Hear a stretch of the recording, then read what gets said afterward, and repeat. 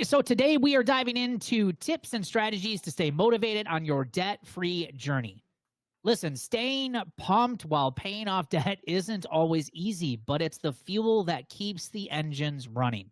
Now, whether you're just starting or stuck in the grind, this episode is packed with proven strategies and practical tips to help you stay focused, fired up, and on track to crush your debts for good. Hey guys, welcome to today's show. I am Brad Nelson, the founder of Debt Free Dad. I paid off about $45,000 of debt. I've been debt free now for more than 11 years outside of my mortgage. I've also been fortunate to help thousands of other people save and pay off tens of millions of dollars with the work that we do here at Debt Free Dad. And I'm Amber Taylor, and my husband and I saved and paid off $54,000 in just 20 months, and we have been living debt-free outside of our mortgage since 2018. And I'm Katie Hatfield. Over the last 6 years, I have paid off over $190,000 in debt on a single income with just a little bit left to go. My name is Ryan Nelson. My wife and I paid off $160,000 in debt over 8 years while raising 3 kids. Hey, so after listening to this episode, if you are ready to take things to the next level, you're ready to break free from living paycheck to paycheck, reduce financial stress, build your savings, and finally pay off your debt for good, but maybe you're just not sure where to get started, we've created some incredible free resources to help you do just that, which is getting started, and we're going to be sharing those later on in today's episode. So guys, today we are talking all about motivation and probably, at least in my opinion, doing this myself and helping a lot of other people do it. And we've talked about it a lot. Probably the hardest part about all of this is staying motivated, staying consistent, and just keeping it going. And that's the hardest part because, again, we don't get into debt overnight. So it's going to take us longer than overnight to get out. And for a lot of people, this is going to be a really, really long journey. And obviously, life's going to throw stuff at you. You're going to have distractions. I mean, there's going to be lots of things that's going to come your way while you're getting out of debt. So today we're talking all about motivation. Well, and I think as you listen to our intros there, it took me 6 years or 8 years. Katie, you've been doing this 6 years. Some of you listening may look at that and go, oh gosh, I don't want it. That's forever. But the alternative for me was, if I didn't do it right now, would probably be really, really, really bad because it was bad back then. So like for me, it did take a long time, and the motivation side is hard, but the other option is do nothing and just hope a magic bean fixes it, which that we all know that doesn't exist. So I don't know. For me, I just think as you're listening, just try to take the time limit out of it for a bit, because like Brad said, and for us, I mean, it took us years and years to get us to the point where we started. And I think just understanding that it was going to take us a long time to get out helped, just admit that up front. This is going to take time. And when we did that, it was like, because I think, again, in the industry, all these things out there, I think one of the most common things we hear from people is consolidation, because it's marketed as this get out of debt quick scheme. Mm-hmm. And the reality is it's not. We know it's not, but that's, I think, especially in this day and age, we want everything now. We don't want to wait 3, 4, 5, 6 years to get out of debt. We just want to be out of debt and make the pain go away. So that's just my 2 cents as we get into this. Yeah, motivation is hard. Like it's definitely not easy. But because I had, my husband, and we kind of bounced things off each other and we kept each other motivated, but also just find somebody or something that's going to help you kind of stay on track, or accountability buddy or something, because it really does help you stay motivated when you're feeling like you just want to give up or you want to buy all the things. Like this podcast.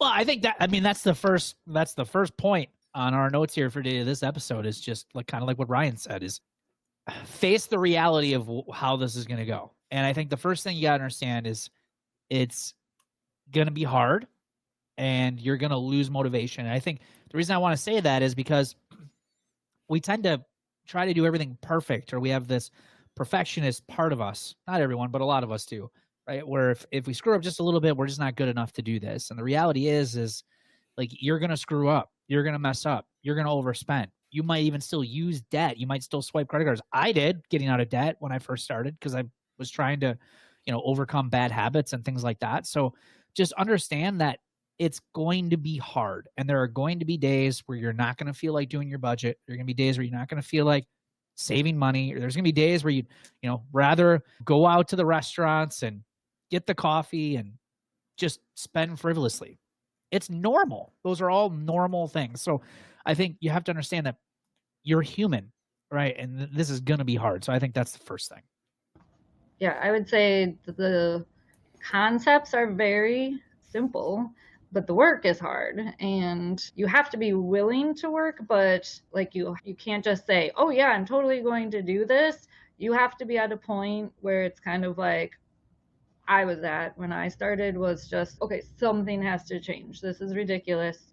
It doesn't have to be rock bottom, but it was felt pretty darn close. If you're super stressed, you have to understand that if you've been trying to do it and it isn't working, you have to try a different way, because if it had worked, you would have done it already.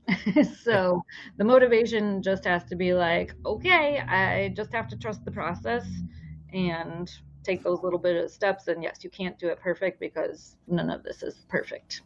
Yeah, and I think, I mean, Brad, you mentioned you had bad habits and you still used your credit cards and yada yada when you started.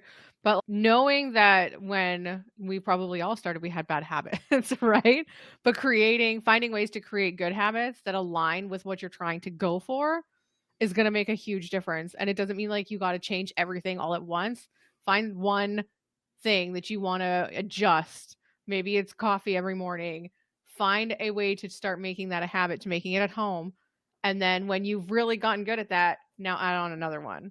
And I think just building good habits will help you stay motivated to keep going. Yeah.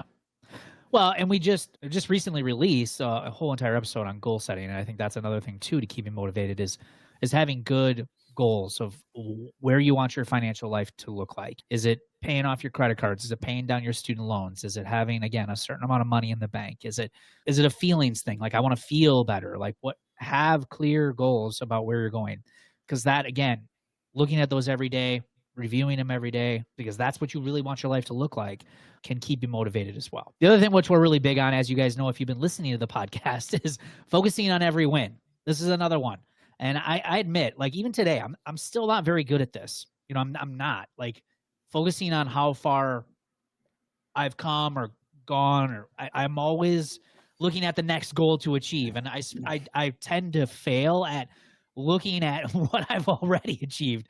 And it's hard for me at times. So I feel like a little bit of a hypocrite when it comes to this, but this is why we do like our celebrations of the show on this podcast all the time, is to get you guys in the habit of looking at the wins, even the smallest of wins, even if you put 10, 15 bucks in your savings account, or even if you did say no to that coffee more often than not this past week. Like, those are all things that we need to focus on, because as humans, we tend to want to only focus on the stuff we got wrong and just beat ourselves up.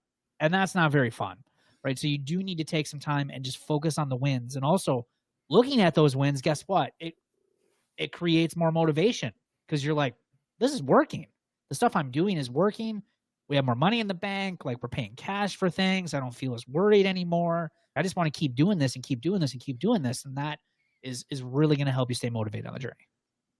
Sometimes it's not even just money, but last night I was driving home at like 5:30 after running a bunch of errands, and I drove past like 30 fast food places, and 2 of them smelled like steak and burgers, and I'm like, all I want is a steak or burger right now. And I'm like, no, I have food at home. I had to scold myself. And then I got home and I had to have chicken strips and french fries, because that's what I had at home. But I was like, I'm really proud of me for not stopping and spending the money. And, I ate what I had, what I've spent money on groceries. So sometimes you just have to celebrate, like, I didn't do this one little thing that would have set me back $10, $15, but every little bit counts. The other thing I was just going to say too, and this is where we talk about focusing on your win and rewarding yourself. I think this, to me, and going back to what we were talking about, is like, finding motivation is going to help if you figure out how to get out of debt and you figure out what works for you. And I think a lot of people have asked me if they ask, what do I do? And I tell them what we do with the podcast and this, and they're like, oh, so you're just like Dave Ramsey. And it's like, I think for me, this is where we differ. And this is a big thing for me, is you got to figure out what works for you. And there's a lot of big gurus in the industry who are going to tell you, you have to do it this way. And we tried to follow that way at the beginning, and it did not motivate us one bit, because it was literally do nothing but pay off debt. And if you do anything else, you're dumb and you're an idiot and you're a moron. That's what I was told. That's what we were told. That's what I read. And that may work for some people. I have nothing against it. If that works for you and you do it, do that 100%. But it didn't work for us. And I think once we found what worked for us, and that wasn't sacrificing everything, that was still taking scaled back vacations, it was still going out to eat occasionally, it was still doing some of those things, then we were able to maintain and be able to like continue to stay motivated. But when we were like trying to cut every single thing out because we're going to do this as fast as possible, yeah, it took us 8 years. Maybe it would have only taken us 4, but 4 years is a long time to never do anything. And, you know, that's what we would find ourselves. We do have great success, and then boom, we're right back where we started, because we'd have moments of weakness and be like, we can't do this. And we'd go spend a bunch of money. So once we found that consistency and what works for us and rewarding ourselves along the way, that totally changed it for us. Yeah. Yeah, I would agree. I think that's probably the thing that I did too, is I went full head on with getting out of debt and sacrificed a lot to do it. And life got really crappy really quickly because you weren't able to have any fun or do anything. And I think that's why, from a motivation standpoint, it's also good to reward yourself along the way. So do the things that you love to do. You know, just put them in your budget, just plan for it, pay cash. There's nothing wrong with that. You work hard for your money. And so, and I agree, like Ryan said, even if it takes you a little bit longer to do it, at least it'll be a much more enjoyable experience, right? Right. Well, and the reality is you did it. And I think that's where I get frustrated is I would never I quit smoking years ago. I quit cold turkey one day and I just quit. And then I had family who quit, but at the time, I don't know, it was some pills or something you could take to help you quit smoking. It's like, I wouldn't go to them and say, that's just dumb. You should just do what I did. Like, the point is you quit. And if the point is that you still end up out of debt, even if it took you longer to do it, you still won. You're still winning and you're still doing the right things. And that's why I get this one for me, that's why I think it's so important. No matter what you do in life, find what works for you, and you got to kind of shut out all the noise of what someone's telling you should do. Yeah. And speaking of noise, I think the biggest thing that you can do to stay motivated is seek out like support and accountability. Obviously, that's what we do here at Debt Free Dad. That's our mission, is because we realize that that's the hardest thing for most people, is staying consistent, staying disciplined, and staying motivated, and actually reaching their financial goals, because it's easy to get distracted, especially in today's day and age, right? So look for ways to have support and accountability. Obviously, this podcast, it's one of the reasons why we do this show, is to give you guys weekly content, to start thinking about your finances. Obviously, a lot of things that we talk about are, very beginner for people who are living paycheck to paycheck. But when you're ready, if you feel like you need some more, obviously that's why we have Roots here for our members. And again, it's not to give, we give a lot of great education in there, by the way, but the big thing that you're investing in when you join something like that is the support and accountability. And we share studies. We share them in our Life Without Payments masterclass and our workshop there. And they did a study on people who achieve their goals. And the biggest group of people that achieve their goals, 95% likelihood of achieving their goal, mind you, are those people who have set up accountability appointments in their life. So people that they're coming to, people that are expecting them to, stick to their plan, like they have an actual appointment. They have these people in their lives that are checking in on them and their progress and getting to where they want to go. And the more you can do that, the better off things are going to be for you, especially from a motivation standpoint. The accountability was huge for us for motivation, but also I think you got to kind of let yourself dream a little bit. And if you're finding yourself get lack of motivation, or you're feeling like you might want to quit or give up, maybe write down all of your payments, just your debt payments outside of your mortgage. What would you do with that money when it's all paid off, when it's gone? Because now that's yours. Let yourself dream. That could help you keep going and stay motivated to just get it cut out. Well, I think the support and accountability side of things too is the world is not set up to be supportive and help you be accountable, because we are a debt-driven society. Brad told me years ago he wanted to get out of debt. Was I super supportive? No. I mean, when Brad started this journey, I remember, and again, I look back and I really wasn't trying to be mean or anything like that. It's just the way the world works is if you tell someone that I'm going to get out of debt, chances are your friends and family, and this happened to us, people thought we were crazy. They just like, what are you talking about? That's everybody has debt. And so I think you got to surround yourself. I mean, you are what you hang around. So if you hang around a bunch of people who are in debt and are going to just constantly be pestering you to spend money, that's most likely what you're end up going to do. So finding that group or accountable people that are kind of, like-minded, super important for motivation, because the world will work against you when it comes to this.